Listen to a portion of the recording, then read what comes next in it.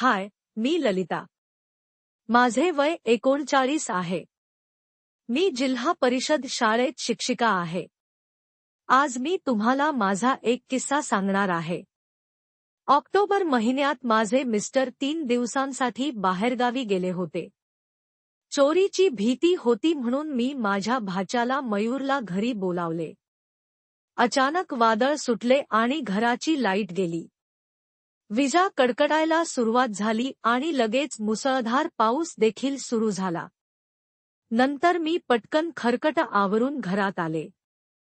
घरात दोन्ही मुलं म्हणजे माझा भाचा आणि मुलगी घाबरून होते. मी त्यांना घेऊन बेडरूममध्ये गेले. नंतर आम्ही झोपायची तयारी केली, पण विजा खूप कडकट होत्या. माझा भाचा माझ्या उजव्या बाजूला होता. तरीही तो काहीतरी कुजबुजत होता. नंतर माझी झोप उघडली आणि मी बघते काय, माझ्या भाच्याचा हात माझ्या पोटावर होता, पण तो झोपेत होता. त्याच्या कोमल हाताचा स्पर्श जसा माझ्या पोटाला होत होता, तसा मला उत्तेजित वाटत होते. मग मी माझी साडी हळूच बेंबीच्या खाली सरकवली आणि त्याचा हात माझ्या बेंबीच्या देठाजवळ नेला. माझी उत्तेजना खूप वाढली होती. नंतर तो झोपेतच माझ्या बेंबीला बोट लावत होता. माझी उत्तेजना जोरजोरात वाढत होती.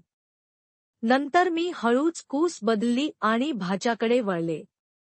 मला फार कसंतरी होत होतं म्हणून मी त्याला घट्ट मिठी मारली आणि जवळ घेतले. त्याचे तोंड माझ्या स्तनाजवळ आले होते. त्याची लाळ माझ्या स्तनावर सांडली. मग मी हळूच माझा हात त्याच्या मध्ये घातला आणि आतमध्ये मला त्याचा सोटा मिळाला, पण खूप लहान होता तो. भाच्याला नि मुलीला जाग येऊ नये म्हणून परत कूस पलटून सरळ झाले आणि तशीच झोपी गेले.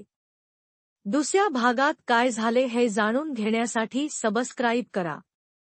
भेटूया नेक्स्ट व्हिडिओमध्ये.